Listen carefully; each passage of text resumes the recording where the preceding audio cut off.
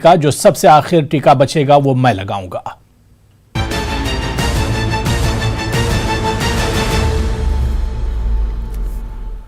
नाज़रीन आदाब, इस्तकबाल है, मैं हूं आपके साथ अबू हुरैरा। सरकार और किसान तंजीमें 7 माह से आमने सामने हैं। किसान ज़राई कवानीन को रद्द करने के लिए सरापा एहतजाज हैं। कई किसान तंजीमें दिसंबर से ही दिल्ली के बॉर्डर पर डटी हुई हैं। एक लंबी खामोशी के बाद किसान तहरीक में फिर शिद्दत आती दिख रही है। गाजीपुर बॉर्डर पर किसानों और बीजेपी कारकुनों के दरमियान झड़प की भी खबर है, जिस पर इंतजामिया ने किसानों पर कार्रवाई की है। किसान इंतजामिया की इस कार्रवाई से नाराज हैं, लेकिन सवाल यह उठता है कि किसानों की तहरीक कब तक चलती रहेगी। आखिर किसानों की तहरीक का हल कैसे निकलेगा या कब यह हल निकलेगा, इसी चीज को हम समझने की कोशिश करेंगे। लेकिन पिछले कुछ दिनों से हमने देखा कि जिस खामोशी से तहरीक चल रही थी, इस तहरीक में अब फिर से शिद्दत आती दिख रही है, क्योंकि 22 जनवरी के बाद से कोई बातचीत किसान तंजीमों और सरकार के बीच में नहीं हुई है। हालांकि दोनों तरफ से कहा जाता रहा है कि बातचीत का सिलसिला शुरू किया जाए। आखिर यह बातचीत का सिलसिला अब कैसे शुरू होगा, यह भी बहुत अहम सवाल है। इसी पर बातचीत हम करेंगे। बहुत खास मेहमान मेरे साथ जुड़े हुए हैं। बहुत जल्दी अपने मेहमानों का आपसे मैं तारुफ करा देता हूं। मेरे साथ डॉक्टर बीरपाल सिंह जी, जो कि एग्रीकल्चर इकोनॉमिस्ट हैं, डिबेट पे जुड़े हुए हैं। राकेश त्रिपाठी जी स्पोक्सपर्सन हैं बीजेपी के, वो भी हमारे साथ जुड़े हुए हैं। Doctor Sanjay Baghel political analyst हैं और कुछ देर में कांग्रेस के स्पोक्सपर्सन भी हमारे साथ इस डिबेट का हिस्सा होंगे। सभी मेहमानों का बहुत इस्तकबाल है न्यूज़ 18 उर्दू में। सबसे पहले मैं डॉक्टर बीरपाल सिंह जी आपसे ही शुरुआत करना चाहूंगा कि एक लंबी खामोशी के बाद अब जो कुछ गाजीपुर बॉर्डर पर हुआ है, उसके बाद लग रहा है कि किसानों का ये जो आंदोलन है एक तरह से दोबारा से अब जिंदा हो रहा है। अब्बू जी, पहले तो मैं आपको नमस्कार करनी चाहूंगा और आपके सभी दर्शकों को भी, आपके चैनल के। और दूसरे, मैंने जो आपने सवाल किया है, मैं उसका बहुत ही संजीदगी से जवाब देना चाहूंगा। देखो, किसान हमारे देश का अन्नदाता है, इसमें कोई शक नहीं है। हमारे देश में 6,28,221 गांव हैं। लगभग 80 करोड़ आदमी गांव में रहते हैं आज भी, और जो एग्रीकल्चर से जुड़े हुए हैं। और काफी दिनों से ये जो अब जो बिल आए हैं, सरकार ने दिए हैं, ये देखो, मैं आपको और भी बताना चाहूंगा। कृषि जनगणना के अनुसार 2010-11 में हमारे देश में कुल खेती योग्य रकबा 15 करोड़ 95.9% 9 लाख हेक्टेयर था, जो 2015-16 में घटकर 15 करोड़ 71.4 लाख हेक्टेयर रह गया, जिसमें यानी कि 1.53% की गिरावट आई जी। और 2010-11 में ही हमारे देश में जोतों का जो आकार था वो 1.15 हेक्टेयर था, मतलब औसत जोत हम कहें, जो घटकर अब 1.08% रह गई है। 2010-11 में हमारे देश में मार्जिनल और स्मॉल किसानों की संख्या 94.97% थी जी, जो अब बढ़कर 86.21% हो गई। यानी कि कुल मिलाकर यदि मैं आपको बताऊं कि एग्रीकल्चर रकबा तो घटता जा रहा और जनसंख्या बढ़ती जा रही है, क्योंकि अर्बनाइजेशन भी हो रहा है। तो इसलिए यदि मैं आपको बताना चाहूँ कि कृषि जनगणना के अनुसार जो रकबा घट रहा है और मार्जिनल स्मॉल फार्मर्स जो हमारे देश में कुल, एक और बात बताना चाहूंगा मैं, 2010-11 में जो किसान मार्जिनल स्मॉल फार्मर, ठीक है बीरपाल सिंह जी, देखिए सारी चीजें ठीक है कि किसानों की तादाद भी बढ़ी है, किसानी भी बढ़ी है और किसानों के जो मसले हैं वो भी पिछले दिनों बढ़े। लेकिन ये जो मसला पिछले 7 महीनों से चल रहा है, ये मसला कैसे हल होगा, इस मसले का हल कैसे निकलेगा, इस पर हम आज बातचीत कर रहे हैं। और किसानों का जो आंदोलन पिछले 7 महीनों से चल रहा है, इसका कोई हल नहीं निकल रहा है बीरपाल सिंह जी, इस पर भी हम बात करेंगे। मेरे साथ एक और बहुत खास मेहमान अतुल लोंढे पाटिल जी, जो कि स्पोक्सपर्सन है कांग्रेस के, वो भी हमारे साथ जुड़ चुके हैं। अतुल लोंढे पाटिल जी, सर आपका भी बहुत इस्तकबाल है न्यूज़ 18 उर्दू में। मैं राकेश त्रिपाठी जी आपके पास आना चाहूंगा, बहुत दिनों के बाद आप हमारे साथ जुड़ रहे हैं। त्रिपाठी जी, सबसे पहला सवाल यही है कि क्या किसानों का यह आंदोलन इसी तरह से चलता रहेगा? किसान पिछले 7 महीने से बॉर्डर पर लगातार प्रोटेस्ट और आंदोलन कर रहे हैं। अब यह मसला हल कैसे होगा?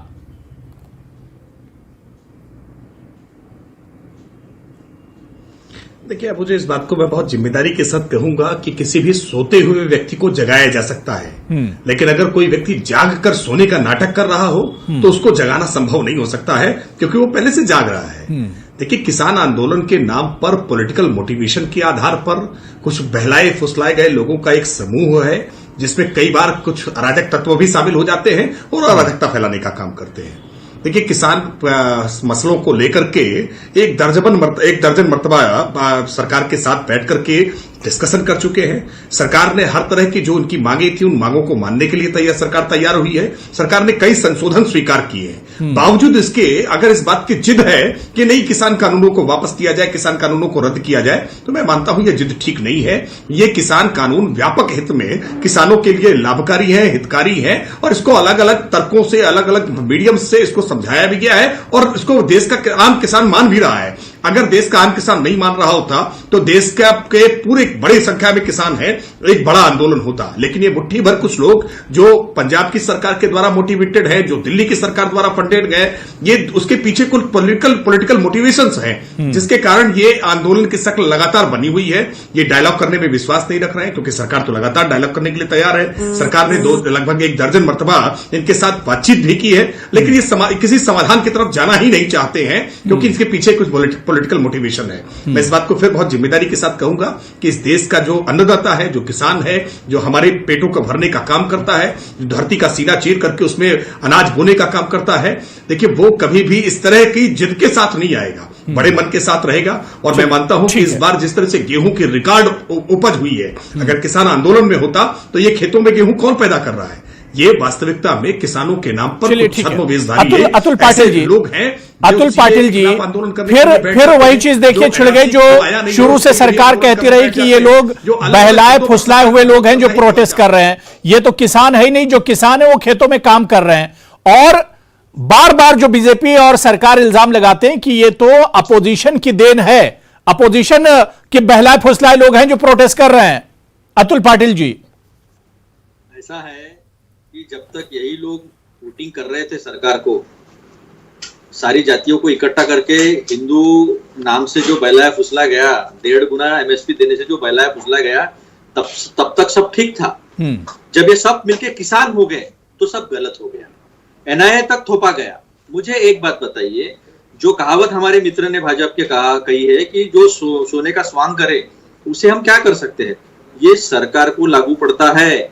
आखिरी मीटिंग जब टूट गई तो उसके बाद में जो चर्चा हुई थी कि I am just 1 call away, ये 1 कॉल क्यों नहीं आया? जनवरी के बाद कोई मुलाकात नहीं हुई। क्या किसान अपने हकों के लिए लड़ रहे हैं? देश भर में किसानों के साथ किसान खड़े हैं, देश भर से किसान वहां आए हैं, अपने अपने प्रतिनिधि वहां भेजे हैं, और 7 महीने तक अगर कोई आंदोलन चलता है तो देश की प्रतिमा अंतरराष्ट्रीय स्तर पर क्या जा रही होगी? अगर सरकार पर किसानों का विश्वास नहीं है तो ये किसके लिए अच्छी बात है? क्या देश के लिए अच्छी बात है? क्या किसानों के लिए अच्छी बात है? या फिर सरकार के लिए अच्छी बात है जो इतने बहुमत में आई है? वही 2-3 ही उदाहरण दूंगा। क्या ये व्यापारियों के हित के लिए किया गया है? ऐसा अगर किसानों को लगता है और वैसे उनके प्रावधानों में दिखता है कि अगर मान लो कहीं महाराष्ट्र में किसी गांव में, एकदम रिमोट प्लेस में किसी को एपीएमसी में बिजनेस करना है और उसका लाइसेंस देने का अधिकार अगर केंद्र सरकार के पास जाता होगा, तो ये क्या क्यों माना जाए? पहले कितना संचय कर सकते हो, होर्डिंग कितना कर सकते हो, उसकी मर्यादा थी, वो मर्यादा को हटाया गया है, तो ये किसके हक में जाएगा? तो ये साफ साफ दिखता है सरकार को चर्चा नहीं करनी है, सरकार थकाना चाहती है, सरकार अलग अलग नैरेटिव सेट करना चाहती है। एनआईए ने 40 लोगों को नोटिस दिया था, फिर कहा पाकिस्तान, फिर चाइना को लाया बीच में। सबको लाने के बावजूद किसान अगर हिल नहीं रहा है तो अपने ही लोगों को आतंकवादी कहना, चाइना से मिले हुए कहना, गलत तत्व कहना, अलग अलग टाइटल अपने ही लोगों को, अपने ही जनता द्वारा, अपने ही जनता को अगर कोई सरकार देती है तो क्या ये लोकतंत्र के लिए अच्छा है? या आईना दिखा रहे किसान? ये सरकार लोकतांत्रिक तरीकों को मानती नहीं है, ये सरकार हुकुमशाह की तरीकों को मानती है। तो ये जो है ना, ये ठीक नहीं है। किसान इस देश का बैकबोन है, किसान इस देश की पहचान है। पहली लाइन हम बचपन से पढ़ते आए हैं कि मेरा देश जो है वो कृषि प्रधान है, ये भारत कृषि प्रधान देश है। ये पहली लाइन हमने बचपन से पढ़ी है। इसकी वजह ये नहीं है कि कितने लोग किसानी में, बिल्कुल जाहिर सी बात है कि मसला हल होना चाहिए। इस मसले पर बातचीत भी होनी चाहिए, और जिस तरह से बात रुक गई है तो ऐसे में तो मसला हल नहीं होगा, बात से ही बात बनेगी। मैं डॉक्टर संजय बघेल जी आपके पास आना चाहूंगा। संजय बघेल जी, इस पूरे आंदोलन को आप किस तरह से देखते हैं? दिसंबर जनवरी तक तो हमने देखा कि यह आंदोलन बड़े जोरों शोर से चल रहा था, उसके बाद अचानक एक खामोशी से आ गई, लेकिन पिछले कुछ दिनों से हम देख रहे हैं कि इस आंदोलन में फिर से अब शिद्दत आ रही है, फिर से अब आवाज उठ रही है।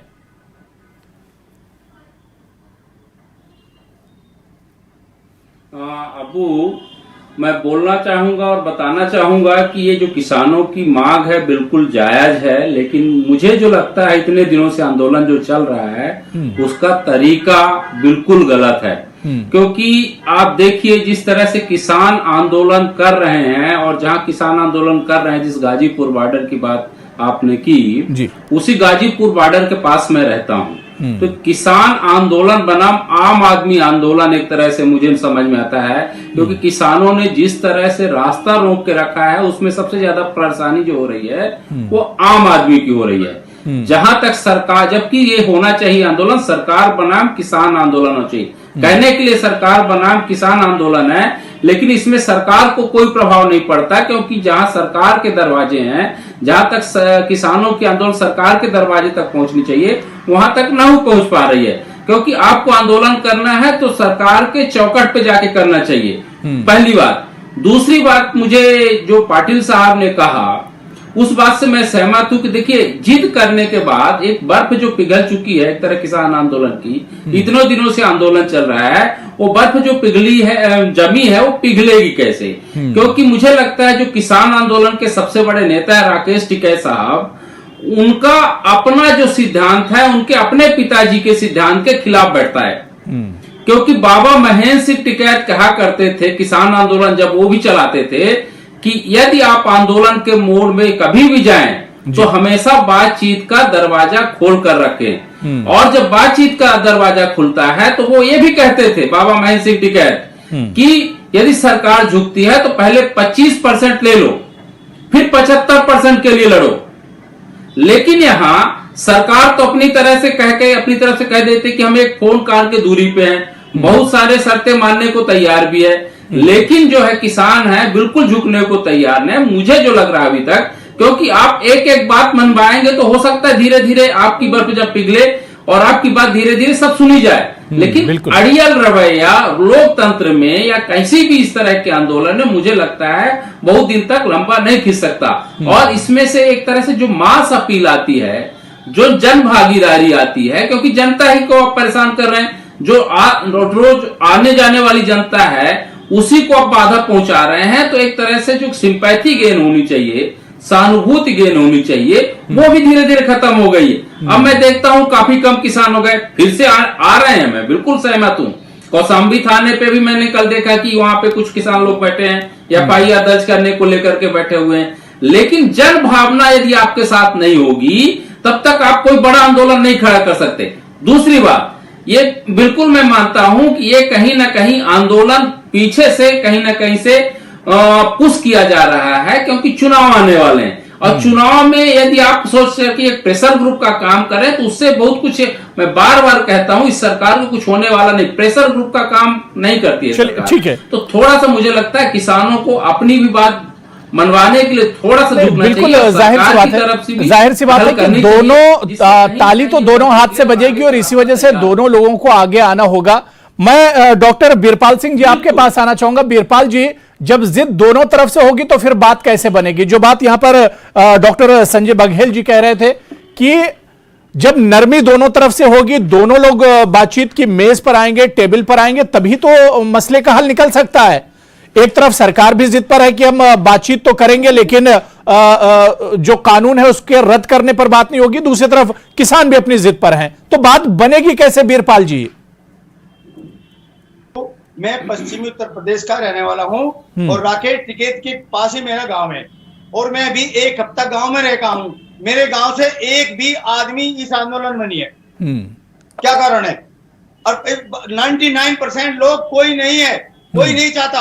और देखो एक और बात बताता हूं मैं, ये दिख नहीं रहा होगा आपको, मैं पढ़कर सुना देता हूं, एक ही सेंटेंस है। किसानों की वर्षों पुरानी मांग हुई पूरी, राकेश टिकैत।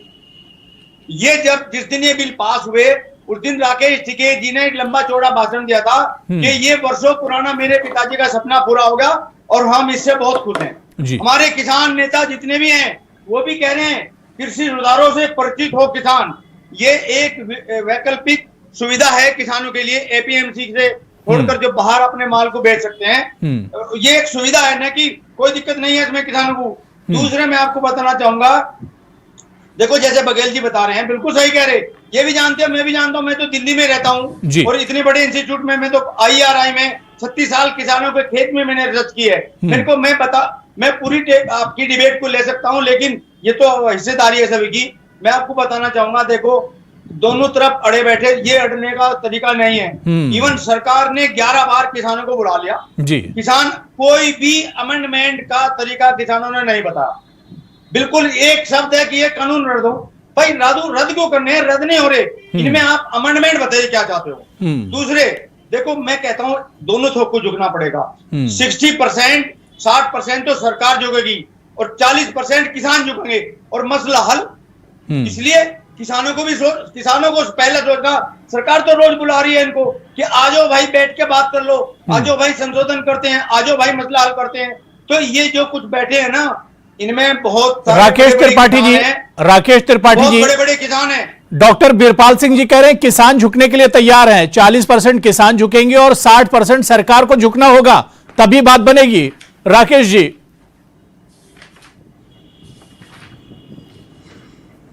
नहीं, झुकने के लिए तैयार रहे ने ऐसा नहीं कहा है, मैंने उनको सुना है तो मैं समझा रहा हूं कि उनको झुकना पड़ेगा तब ऐसा हो पाएगा।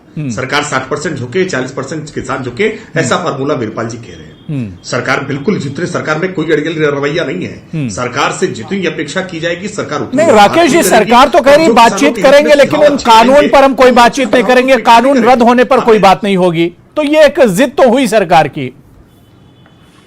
नहीं, कानून रद्द होने पर बात नहीं करेंगे। कानून में अगर किसी प्रकार का कोई संशोधन उनको ऐसा लगता है जो किसानों के हित में है, निश्चित तौर पर वो बताएं, हम निश्चित तौर पर इसमें संशोधन करेंगे। देखिए क्या अफवाहें फैलाई गई, अफवाहें फैलाई गई कि किसानों का MSP खत्म हो जाएगा, अफवाहें फैलाई गई कि APMC समाप्त हो जाएगी, अफवाहें फैलाई गई कि किसानों की जमीनों पर कॉन्ट्रैक्ट का जो फार्मिंग होगी उससे इंडस्ट्रियलिस्ट का कब्जा हो जाएगा। ये जो अफवाहें फैलाई गई है ना, इन अफवाहों का खात्मा होना जरूरी है। और जब तक ये अफवाहें रन करती रहेंगी, अफवाहें फैलाते रहेंगे कुछ लोग पॉलिटिकल मोटिवेशन के साथ, तब तक कुछ ना कुछ लोग बहकावे में आएंगे और इस तरह के छोटे मोटे आंदोलन चलते रहेंगे। मैं बहुत जिम्मेदारी के साथ कह रहा हूं कि देश का आम किसान इस बहकावे से, इस अफवाहों से दूर है और इसी कारण वो आंदोलन में शामिल नहीं है। इसी कारण इस आंदोलन को बहुत बड़ा जन समर्थन नहीं है। और देखिए बातचीत कब टूटी है, आपको भी ध्यान में होगा कि 26 जनवरी को जिस तरह का रवैया पूरे देश ने, पूरी दुनिया ने देखा है कि किस तरह से लाल किले पर झंडा फहराने की कोशिश हुई, भारत के स्वाभिमान संप्रभुता के साथ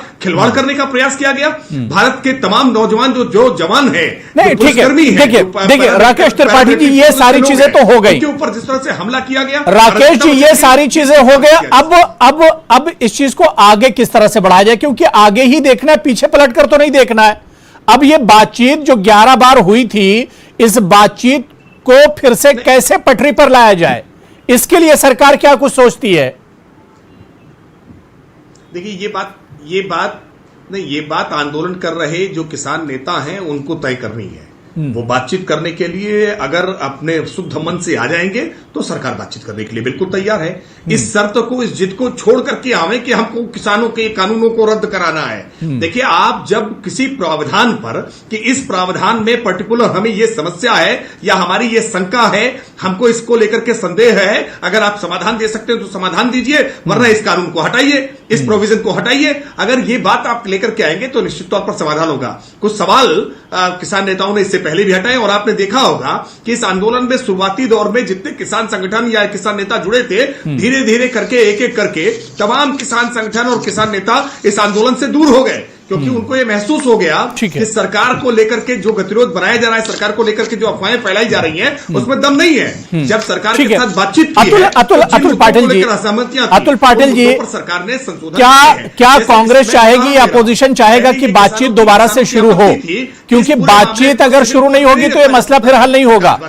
किसानों को भी और इसके अलावा सरकार को भी टेबल पर आना होगा। अतुल पाटिल जी, देखो अतुल लोंढे पटेल, देखो हमने पहले से लोकतांत्रिक प्रक्रिया से ये कानूनों को पास करने की हिमायत की है। आपने देखा होगा किस तरह से राज्यसभा में इस बिल को पास किया गया है, यही इनकी मंशा दिखती है। इनकी मंशा अगर सही होती तो ये चर्चा करते। डिवीजन मांगा था, डिवीजन भी नहीं दिया। लोकसभा में इनका बहुमत है, इन्होंने वहां खींच लिया बिल को। राज्यसभा में हमारे लोगों ने 3 दिन तक राज्यसभा के बाहर आंदोलन किया है इस चीज के लिए। पहले तो गैर लोकतांत्रिक बात इन्होंने ये की। दूसरी, उन किसानों को कीले गाड़कर रोकने की कोशिश की है, ये तो अंग्रेजों ने भी नहीं किया था। पानी के बौछारें की है, जो जो हरकत कर सकते थे सरकार वो की है। क्या किसी सरकार को अपने ही लोगों को, अपने ही किसानों को इस तरह से बात करनी चाहिए कि वो आतंकवादी है, वो पाकिस्तानी है?